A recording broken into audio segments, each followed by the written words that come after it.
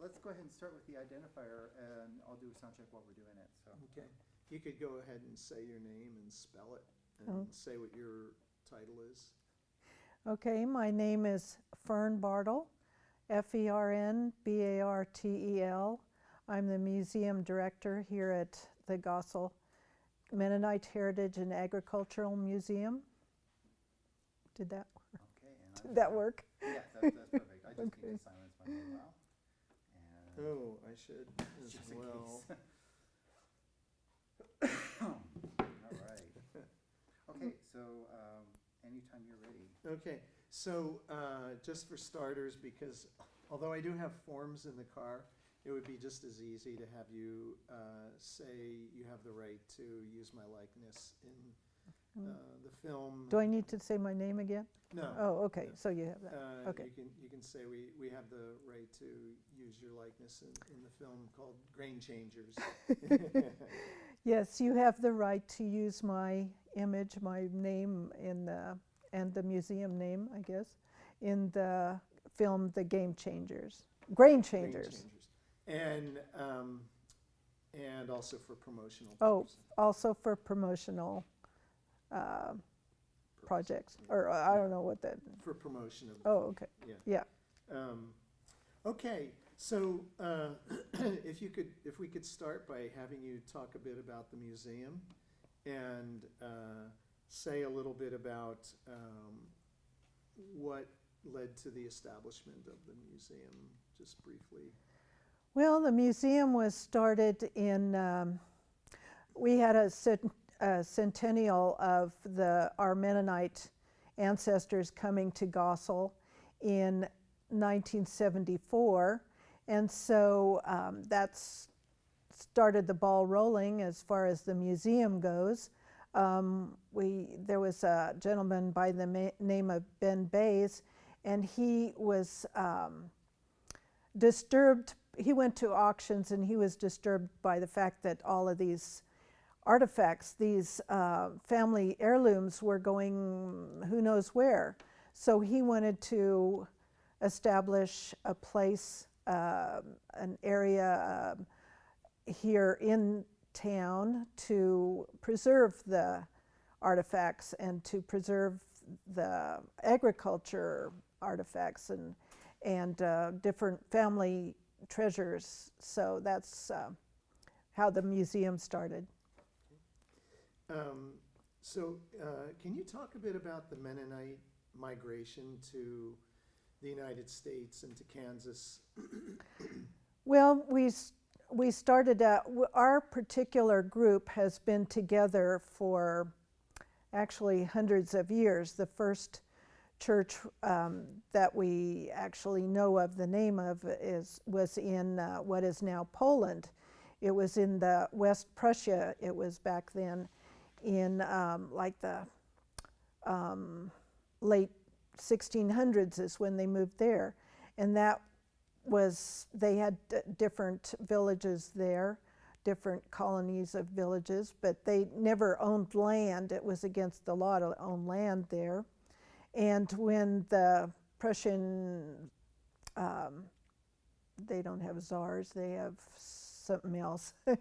Anyway, the king, I guess, also wanted to conscript the young men. Mennonites are typically pacifists. They're they don't want their young men to go off to war because that's against the biblical beliefs. Jesus said, turn the other cheek to your enemy. So then after 250 years of living peacefully, so to speak, in Prussia, West Prussia, they got the invitation from the Tsar of Russia to move to the Ukraine. They had to the Ukraine area, what is now Ukraine. Back then it was South Russia. And so they trekked across, the whole village packed up and trekked across, I don't know exactly how many hundreds of miles that is, probably 1,000 miles, I don't know. Anyway, they settled in the Ukraine area, in the Molochna colony. That they were several villages. It was a colony of several small villages, Mennonite villages, and there I'm thinking they could own land and they could farm that land, and so they went under some conditions that they weren't used to. They were used to more delta water land, farming that in that regard, changing it into farmland. But here they had to work with arid steppes of Russia, which is like the plains of Kansas. So they learned how to grow wheat, hard red winter wheat. And so they did that for 50, 60 years. And then the climate also changed in Russia. The Tsar of Russia wanted the young men to go to war again. So they sent out these spies to search in the United States for land that would be suitable for wheat, to grow the wheat. So they, after much planning and selling off their land in Russia, they migrated to Kansas. The Santa Fe Railroad was very instrumental in getting our ancestors to come to Kansas. They made a good deal on selling the acres of land. And so since it was the same climate, the same soil conditions, the wheat, the hard red winter wheat, did very well. And so that's why and plus they could they were always German. They were never Russian. They considered themselves German, and here they also kept their traditional ways in Kansas, at least for a time. So I'm running out of things to say. For just a sec, can I ask you to help out with this? Fern, if you can slide the microphone a little bit more behind you and also with the wire. And then, Andrew, can you pick up the camera and just... Oh, I can move it over. Yeah, but I want to make sure I have a wider shot. Oh, so I just don't want that falling off. Oh. I think if that works, it should be okay right there. Now, I can have the option of going just a little bit wider in my shot without necessarily having the camera right there. So that works for me. Okay, so we're good. Okay. So you said that they left Ukraine to come to Kansas. Could you say a little bit more? And stand by. Just In the struggles that it, in what regard? Yeah, what they went explain through, why they left. Oh, okay. Ukraine. Okay. Because you explained how they went to Ukraine. Okay. Now I want to get the migration to Kansas. I ask a question because we're not. I want to hold open the option that my questions don't come into the aren't recorded in what we actually play. Yeah, I noticed that from your video that there was nobody asking questions. Right. So it's a style I prefer, and so when I ask a question, if you could, without having it be too artificial, just sort of recapture some of what I've asked. Oh, okay. Yeah, because this is not my strongest. No, that's okay. Strongest talent. What? Why they left Ukraine and came to Kansas? Okay, our ancestors decided to leave South Russia, what is now Ukraine, because the political climate, the Russian Tsar decided, well, you guys need to change your ways. You need to become Russian instead of German. So they also needed to have more land. They all had like 8 to 10 children, so they and there were landless families also. So they decided to look for other places to practice their religious freedom, to buy land, that kind of thing. So they came, there was a big, my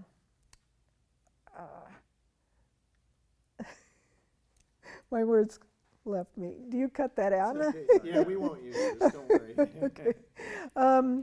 There was a real effort by different railways, like the Santa Fe Railroad, to get our ancestors to come. They wanted to have customers for their goods that they were bringing, and they wanted to have commerce to bring wheat to the eastern states. So the climate and the soil conditions, that kind of thing, was just about the same as the Ukraine area. So the wheat did very well here. They brought little sacks, little jars, that kind of thing with them, so that they'd have, so that they could plow the prairie and sow their wheat and live the same kind of lifestyle they had in Russia. So this worked out very well for them, and I don't know what else to say. That's okay. So could you say a little about Bernard Warkentine, and maybe begin by mentioning his name and who he was and what he did? Yeah, Bernard Warkentine was a very, very good entrepreneur, very skilled in how to handle the hard red winter wheat. There was, my understanding is there was soft winter wheat, it was soft summer wheat grown here in Kansas before. And so the millers in this area didn't know how to handle the hard red winter wheat. And because Bernard Warkentine knew how best to mill the wheat, he became very wealthy. He imported a bunch more of the hard red winter wheat so that it could be grown more extensively here in Kansas. And he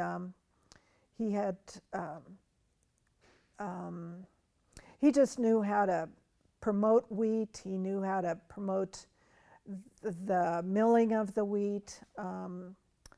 He was instrumental in getting more Mennonites here because they knew how to grow wheat.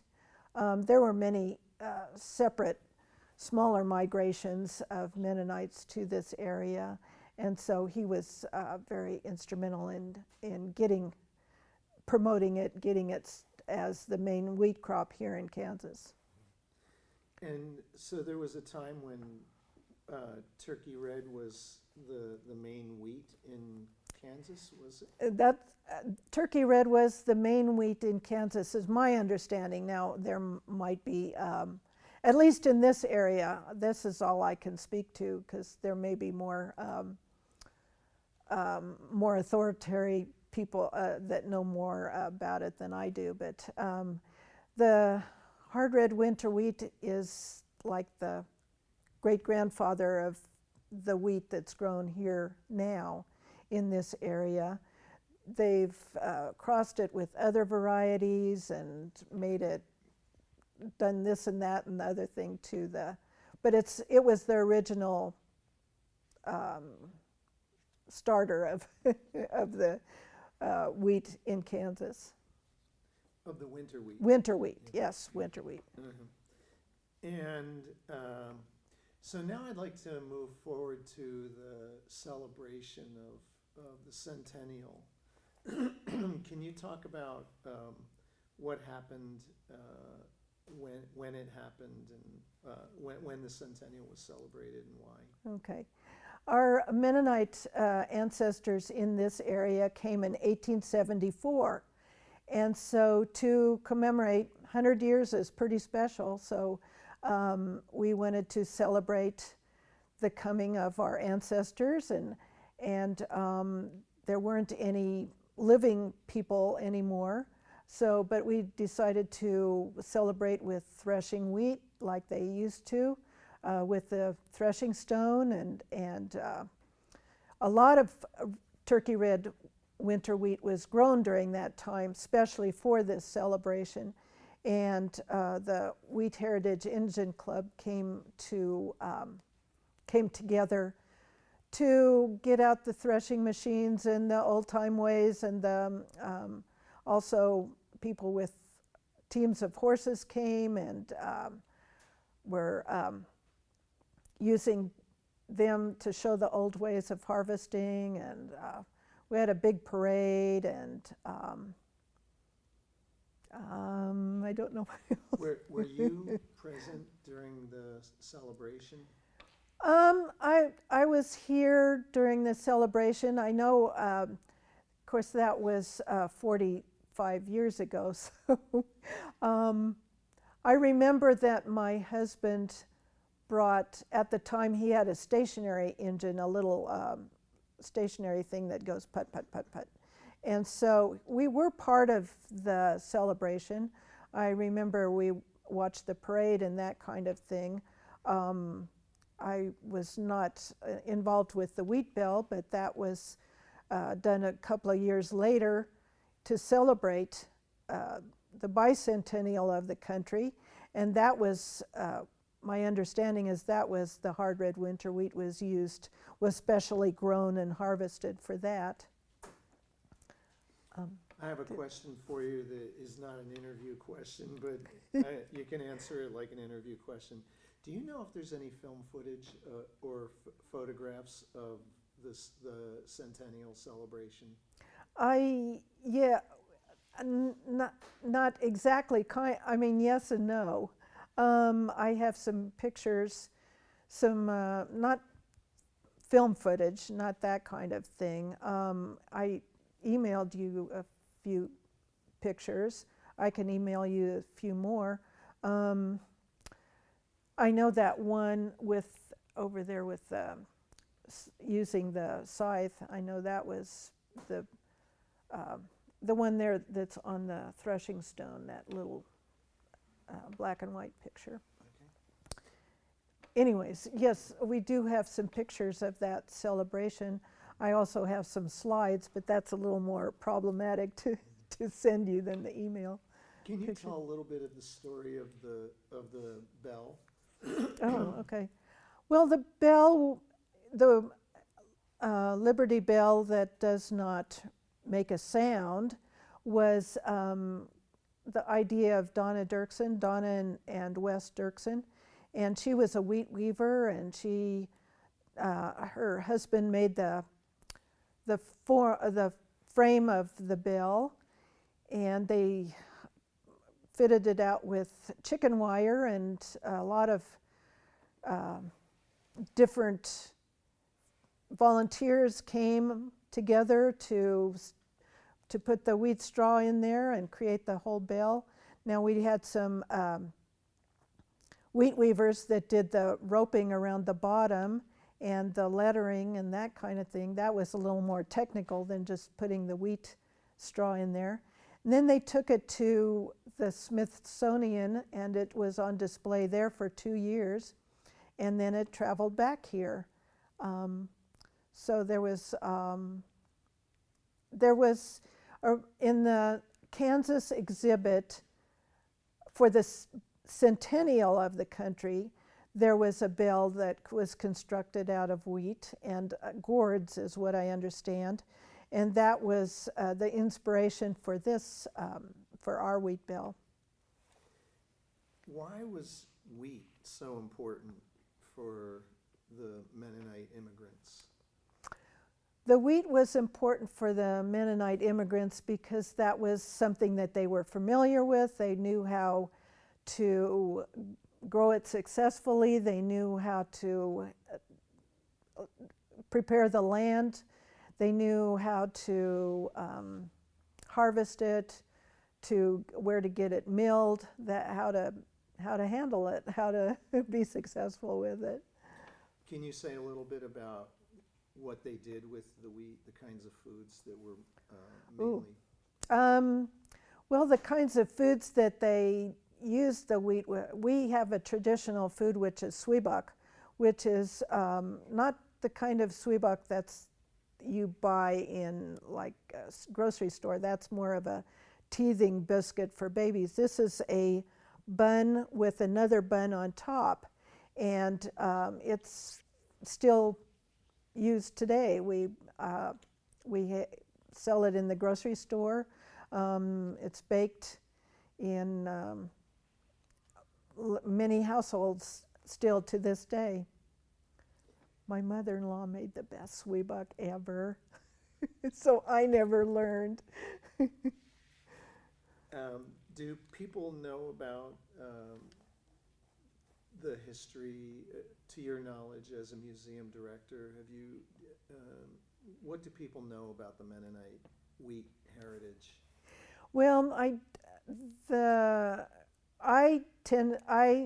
am the director, so I try to fill them in on information about how the wheat was important to Mennonites and how it was brought here and grown by our ancestors. I don't know that the typical tourist that comes through here knows anything about wheat. I had a couple from, I forgot where they were from. Anyways, well, this doesn't pertain to wheat, but they were asking what was being harvested now, which is milo. And so they were wondering what the red things with the bushy tops were. And so I answered that that's what is harvested now is milo. It's mainly... Milo is millet. Well, yeah, sort of. Known as millet. Millet is a little different. I mean, what I term millet is a little different. Milo is like a grain sorghum that's grown and for cattle feed. Sorghum, that's right. That's what I thought. Oops, I'm sorry. Sorghum is. We passed a field on the way here, and I thought it might be sorghum. Yeah, there's all kinds of sorghum. There's the kind that you press and you make not maple syrup. Syrup. Yeah, the dark brown stuff, molasses. Yeah, which our ancestors used to do that too, but it's not grown so much, and it's a long process and has to be squished and heated and all that kind of stuff. Do you know if there's much of a tradition of using turkey red today by Mennonites? There is not, within my knowledge, there is not much grown here in this area with the turkey red wheat. It was for celebrations and that kind of thing. It was a special effort was made for that. Among the Mennonites here, I would say no, it's pretty much modern genetics that goes into wheat here. Okay. Yeah, was that a good answer? Yeah. I want to do one thing real quick, which is to, if you wouldn't mind taking a look at this. Oh. I don't know what kind of angle we can get on this, but this is the postage stamp that commemorates the 100th anniversary of turkey red wheat. It also shows the train that brought our ancestors Yeah, here. we can shoot that separate. Yeah, so maybe we can even get an image over her shoulder looking down on it.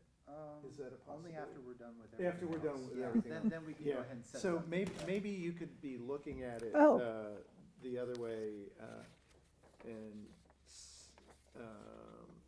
if you could just note that that's the turkey red wheat there. All right. This is a sheet of stamps, and it was issued by the United States Post Office, and it was commemorating the 100th year of turkey red wheat, our ancestors. It shows a train in the background, which our ancestors rode the trains to get here. And it commemorates the hard red winter wheat. Tell you what, hold on for it. Oh. Let's just go ahead, just hold it going like you did before. And that way I can try to maintain all of this continuity. Let's see if we can do this.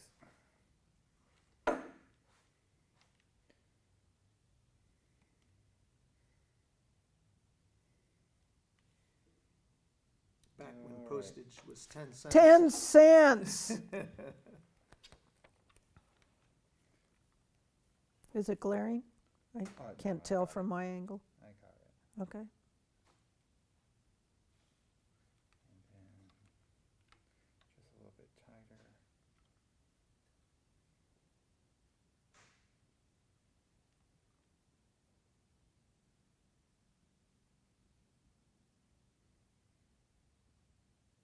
Okay, are these in your possession? Yeah, Okay, so so we can get try to get more even careful tighter. shots. Yeah. Okay. Fern, would it be possible for us to enter that room to get some close-ups of the bell? Mm-hmm. Would you be up for doing that? Yeah. Just to get some, like, tight shots on detail? Yeah, of- oh, well, of the I bell? did get some tight shots already, but I mean, I can go in there and get some. Yeah, we can go But what without are the, you without the glass. in Yeah, between. do you I have more think, questions? no, that was all I wanted to get. Although, there might be a couple things I would mind following up on. Okay, please do. So, He always knows what, what didn't we get? Yeah. And then he asks for a little bit of Well, this follow-up. shouldn't be anything terribly strenuous, but what I was thinking about, oh, here, hang on. Just need to make sure my focus is okay, now that I moved the camera. So what I was, I'm coming from someone who's particularly naive. So let's say I'm Jerry Seinfeld and I'm saying, what's with turkey red? If social media existed in the 19th century, would turkey red be trending? I mean, kind of like, how was it established in the 19th century in comparison to our modern era, the popularity of turkey red and why that trended such to the point where you have turkey red on the side of this building. Okay, I gotta contemplate that. Yeah. Okay, see if, and see if I am understanding. I don't know if they, back then, I can't judge whether they knew that it was turkey red. I mean, whether they called it. They just called it wheat. I don't know that they called it turkey red wheat. I mean, I don't know when that came into existence. But it had the properties that worked well in this area. Now, other people would maybe more expert in this than me. I think the wheat the summer wheat that was grown here, the soft wheat, previous to the hard red winter wheat that was grown here, they had terrible grasshopper plagues. And because they planted the summer wheat in the spring, harvested in the fall, the grasshoppers could munch on this all the way along. Now, the hard red winter wheat is planted in the fall and harvested in the middle of June. So this is my theory, is that the winter wheat did so much better because those little grasshoppers were just little and they couldn't destroy the whole crop.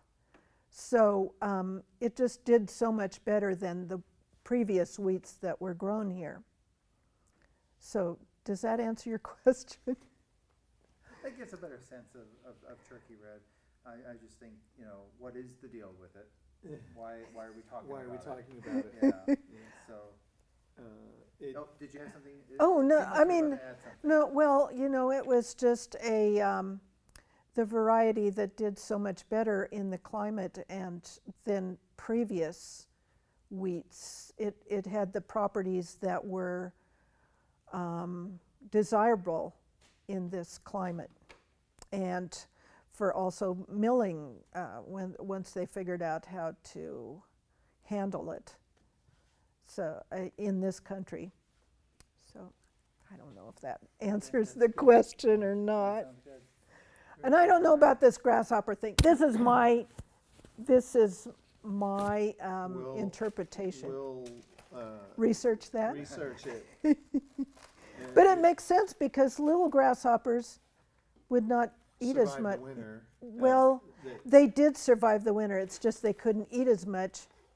They didn't have like plagues coming in. I mean, that was a real issue before our ancestors got here, that they came through in like waves of locust Yeah, plagues and yeah. stuff. Ate off everything. Wow. So, Do you need anything else before we wrap the interview? No, Okay. All right. okay, I'm going to need to unattach